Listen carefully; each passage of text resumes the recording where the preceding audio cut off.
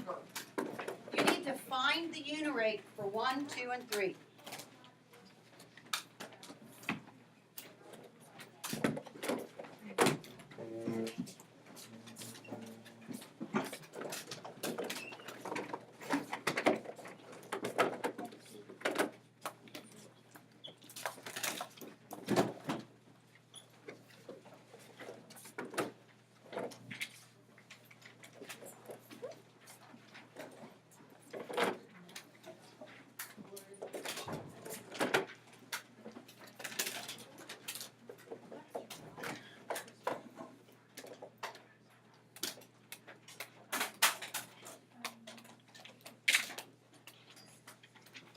Okay, we're going to be finding the unit rates. Like I said, today we're going to be solving proportions. Yesterday we solved proportions using what? What do we call that when we do the crisscross? We call it the cross products. We're just going to, you've got to be able to solve them in more than one way. We got some different strategies. Making sure that you understand those. That's our goal for the day. So somebody please tell me, what is the unit rate of 140 students in 4 buses? What's the unit rate, Matthew? 35 students per 1 bus. 35 students Go back. Go back. per Go back. bus. There you go. Pretty simple. How'd you do that, Matthew? I divided 140 divided by 4. Okay, you took 140, divided it by 4. If you divide the numerator by 4, you have to divide the denominator. So that ends up being 35 students per bus. What's the unit rate? If I have 605 miles that I'm traveling in 5 hours, how far am I going in 1 hour? Reagan? 121 miles per hour, MPH, miles per hour. Finally, 312 pages in 4 hours. You could be typing those up. You could be reading a book. 312 pages in 4 hours. How many pages do you read per hour, Zoe? 78 pages per. All right, now let me ask you this. Why would you care how many pages you read in an hour? Why would that make any difference to anything? Why? Okay, well, say you procrastinate and you wait until the night before, and say you have 5 hours to read it and 200 pages to read. So you have to know how many pages you have to read per hour. So it gives you an idea how fast you have to read. In college, you're going to be given textbooks all the time that you're going to be expected to read. And they give you don't have class every day. So they give you a large assignment and say, have it done by the next, like in 2 weeks. When you come back to class, this has to be done. You need to be able to budget your time. So that would be one way that you could identify, well, how long is it going to take me to read that? And it's going to be up to you to put it on your calendar or your planner or whatever to make sure you get it done. Okay, good idea there. That's why we might use that. 35 students per bus. Do you think a school district ever does anything like this? Yes. Yeah. If they know they've got, if they know we have 175 kids in Altamont, how many buses will it take to evacuate the Altamont grade school to a safe location if we had to go to Meadowview? We can't walk there. That's a long walk. It's a long walk. So would they have to know how many buses they have got to provide Altamont grade school to get them out of here safely and quickly? Yes. Sure they would. That is real life. They actually use this. You're going to use this kind of stuff. All right, today our goal is we're going to be looking at, we want to make sure, can we solve a proportion using mental math? Can we use the multiplication property of equality? Can we use cross product? Okay, what is the multiplication property of equality? We've dealt with it before, many times. What is it? What is it, Caden? That one thing is equal to another thing if you switch it. Nope, good try. Multiplication property of equality says to do what? We use it when we solve one-step equations all the time.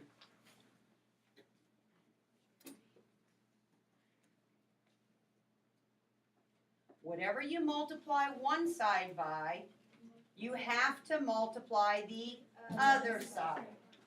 Multiplication property of equality. Okay, let's look at this one. We're going to use that multiplication property of equality. And I'll tell you right now, I would much rather solve this by cross product. But they're asking me to use the multiplication property of equality. So, I've got to get x by itself, right? Yeah. What do I have to multiply both sides by to get x alone? What am I going to multiply by, Kennedy? 33. No, ma'am? Try again. Both sides of the equation have to be multiplied by the same number. What do I multiply both sides by to get x alone? Alice? 21. I got to multiply both sides by 21. So I have 21 times 5/7. That's equal to x over 21 times 21. When I simplify, bow tie, aren't these two going to cancel each other out? Does that leave x alone? What is 21 times 5/7? I heard somebody blurt 15. Is that correct? Yes. It is. Because if I throw this over 1 and I simplify using bow tie, this becomes a 1, and 21 divided by 7 is 3. 3 times 5 is 15. This is the multiplication property of equality. I multiply both sides of the equation by the same number. Yes, sir? I did cross multiply. I don't want to do cross multiply right now, though. The goal is to know that you can understand how to do more than one strategy. The time's going to come when I'm going to say use whichever strategy you want. But right now, you have to use the strategy it asks for. Okay? You don't have to agree with it. I don't agree with it. I like the other better. But it is a strategy and it will work every single time. Okay? So I have to know that you understand the strategy. Okay?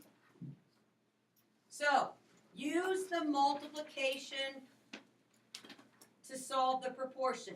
Use the multiplication property of equality.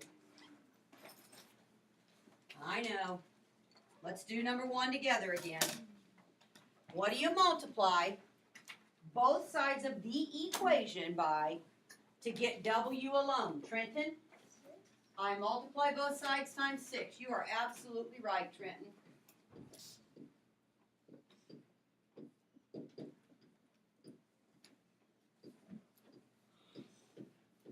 That's that equality. These two cancel. W's alone. Can I simplify on the right side before I multiply? Sure could. Because 3 goes into 6 twice, and 3 goes into 9 3 times. What is 6 times 2? 12. Oh, I could have simplified more. 3 times 1 is, so what is W? 4. See, I didn't simplify all the way down. I could have, but I missed it. I didn't see it. Can I simplify it afterwards? Sure. You do number 2 on your own.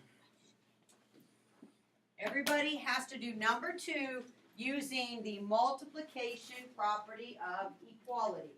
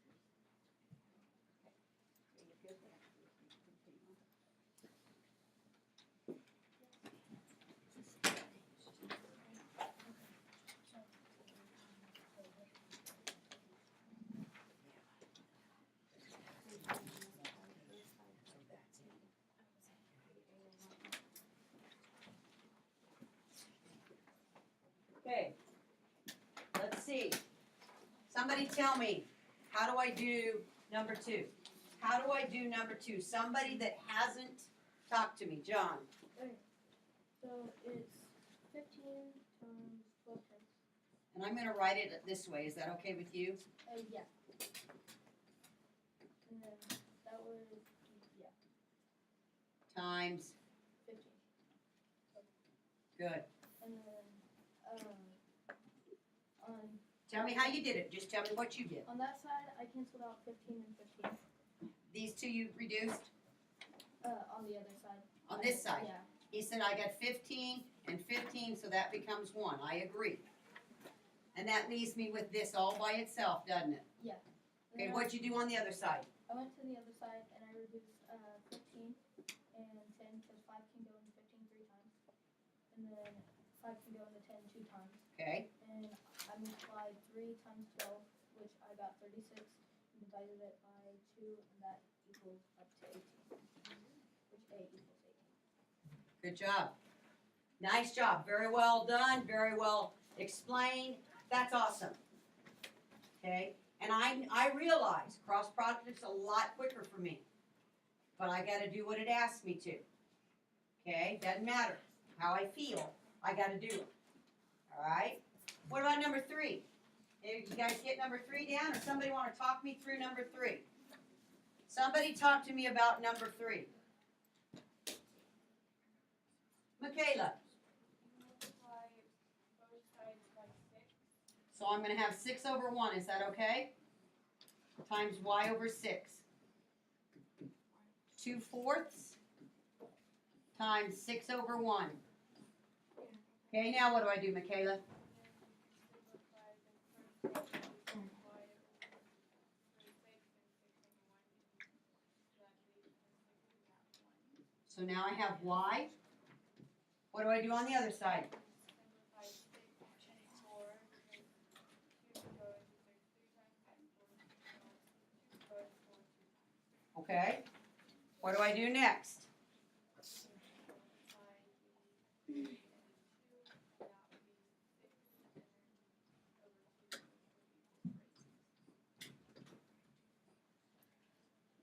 Okay, why do I keep hearing the talk over here? Come on, I know it's coming from the back row. Talking to myself. Okay, turn it off. Okay. All right. Does everybody agree with this? Do you understand the process? Kennedy, you need to stand up or take a walk or something because you got to stay awake, okay? Okay. So now we can use cross product. You like that better. I didn't like it before, but now I like it. Now you like cross product or now you like the multiplication? Okay. Cross product says, if I use the cross product, it says I have 10x equals 7 times 8 is 56? Yep. Okay? And then I solve. So what is x? Cooper. 5.6. Does everybody agree with Cooper? Yep. You do number 2 on your own. Cross product. Cross product on your own.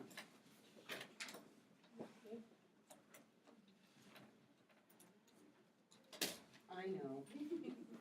I know.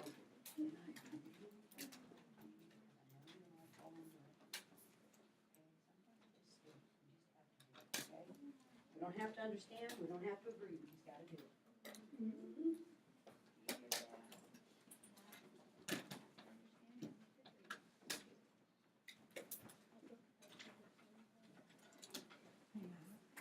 Cross product says, okay, that's fine.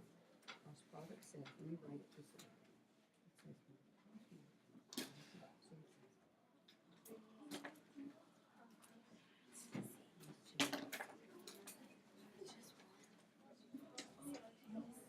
that's what it says. Does that make sense? Okay. You see why we're going over the different methods? Yes. Yes. Yes. Landon, if I do cross product, and I had somebody just then that wasn't sure what was going on. if I do cross product, I'm gonna write this first. This is really what I'm doing. I'm saying 9 times 17 equals 3 times y. That's what I'm doing when I say cross product and I don't write that. Where we got this 10x. So you know exactly what's happening. What's 9 times 17, Landon? 153. 153 equals 3y. And then I have to divide by 3. Yeah. So what is y? Y equals 51. Did you get 51? Yeah. All right. Anybody else that, no, you don't have to raise your hand, but I'm hoping this clarifies cross product. Because as I walked around, there are some kids that really didn't get that. Okay? That's why we're doing this. Cross product number 4. Cross product number 4.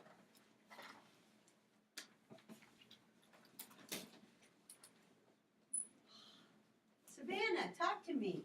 I did 7 times x, which was 7x, and then 28 times 2 was, hold on, I forgot what that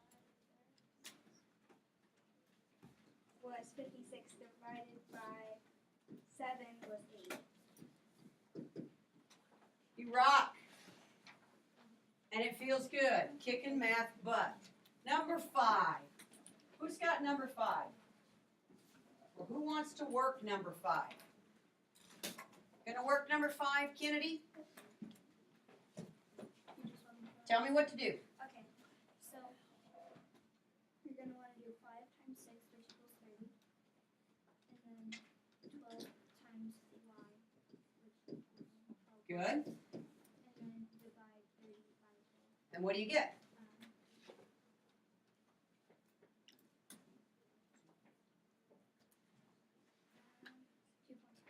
2.5.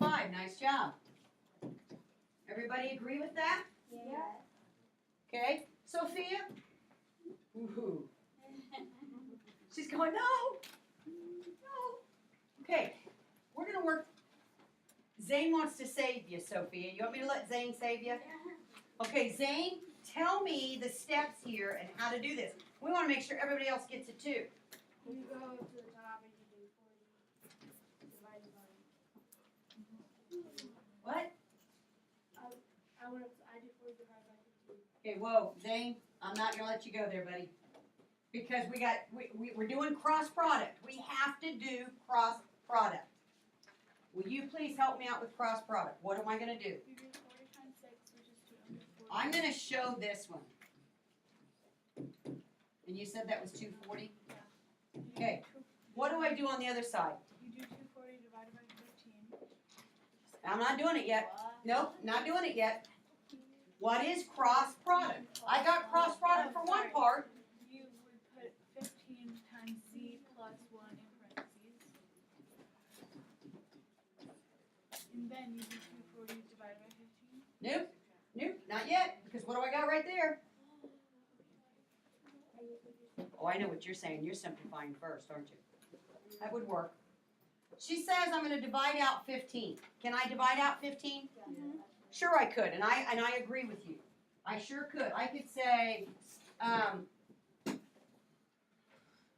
240, and I've got 15 times z plus 1. And now she's saying divide by 15 on both sides. I totally agree with that. And if I divide 240 by 15, what do I get? 16. And what do I get on the other side? 15 times z plus 1 divided by 15. What do I get? Yeah, these two cancel, leaving behind z plus 1. Okay, now what is z? Z is 15. Because 16 minus 1. Okay, I got that answer. Okay, that's one way. Do you agree, looking right here, is that cross product? Yes. And that's what it said I had to do. So that I had to do. I could have said, instead of going right here straight to the division, I could have said, well, multiply that distributed property out, and I'd have had 15Z plus 15, right? And then I would have had to have subtracted the 15 and then divided by 15.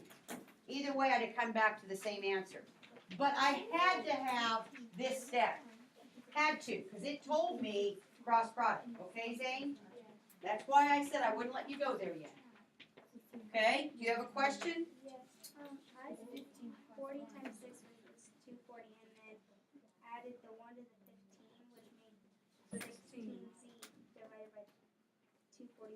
You can't add the 1 to the 15 because you were multiplying everything by 15, not adding.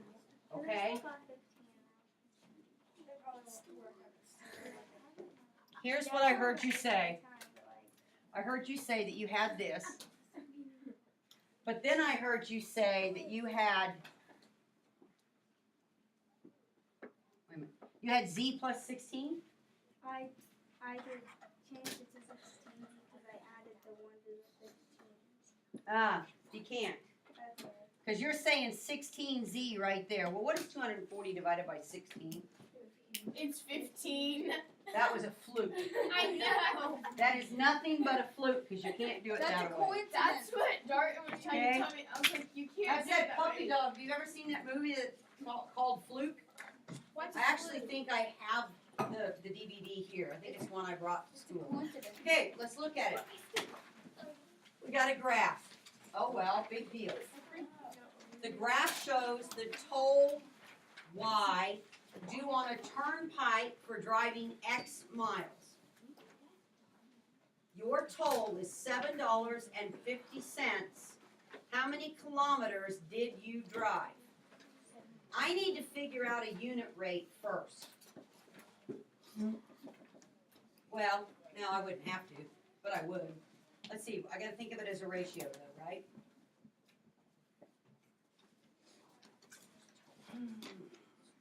Okay, so, well,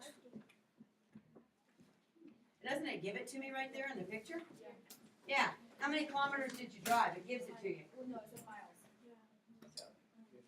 Oh, It's, the conversion thing is one and 61 Okay. hundredths. so I have $7.50 per mile. And I wanna know kilometers. I'm not sure how to, I know how I set it up, but I don't know.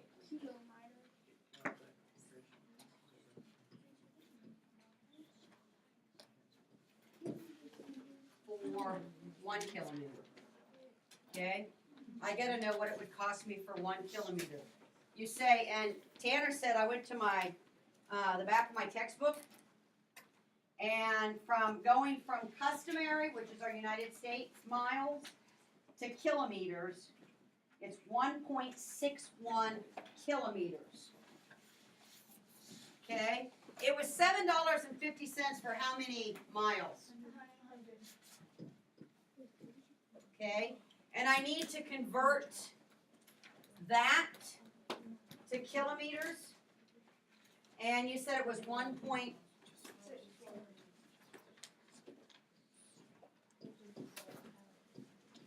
I gotta multiply that by 1.61. What do you end up with there? 1.61 times 100. What is that gonna be? What is that gonna be, Miss Haley? 161 kilometers. So what's it gonna, how many kilometers did they drive? 161. That one's just so much easier to do rather than doing what do you call it, proportion. For me, it's just easier to do it without a proportion. Yes.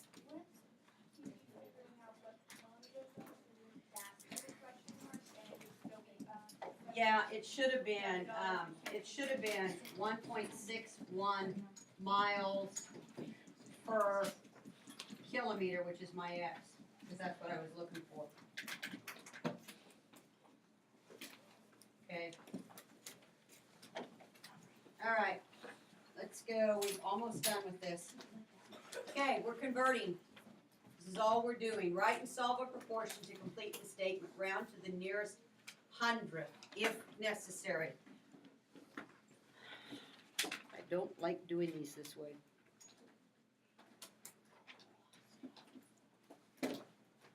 Okay. So now then, let's look at this. We have 7.5 inches. Okay, and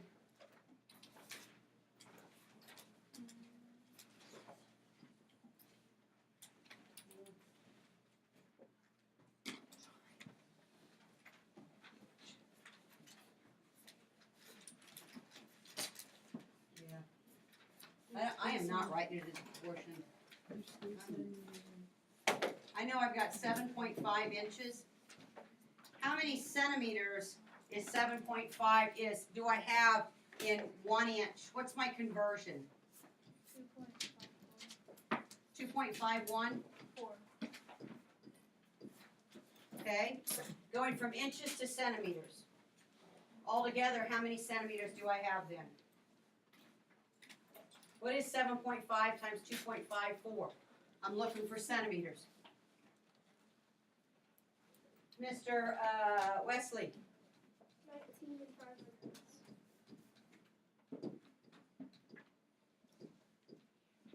So 7.5 inches is equal to 19 and 5/100 centimeters.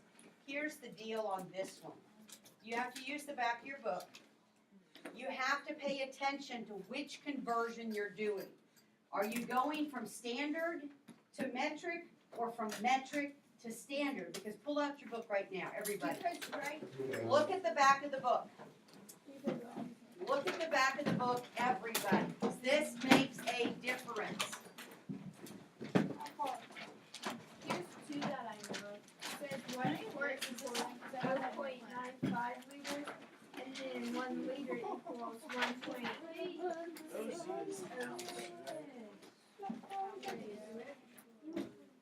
It only goes from United States to metric. It doesn't go from metric to US. And it's different. It's different. I'm telling you. The back of your book. Look at. We're going to look at one in specific. If I'm going from inch equals, we said 2.54 centimeters, right? Now look at the other chart. Metric to inches. Centimeters, so 1 centimeter equals how many inches in that chart? What was that? 39/100ths of an inch.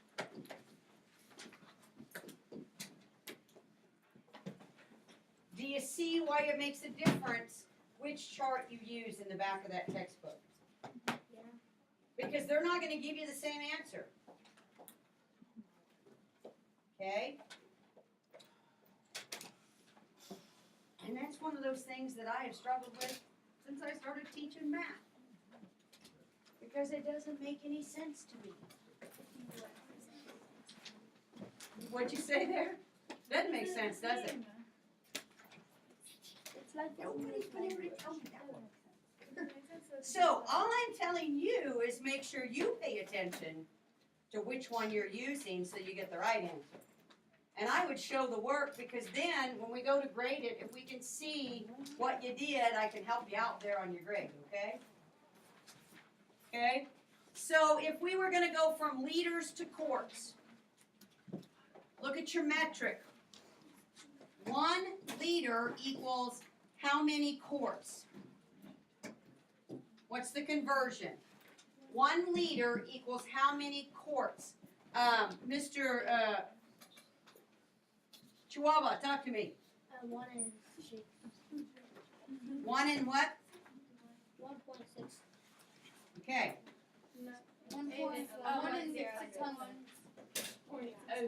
1 and 6/100ths? Yeah. You know.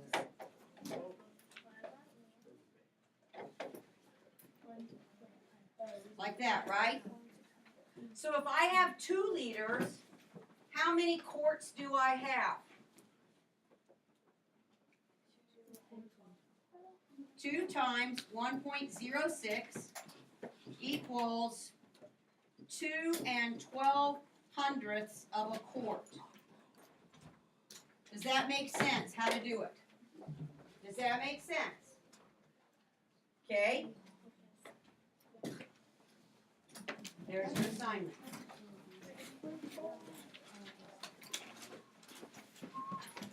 Thank you. Welcome.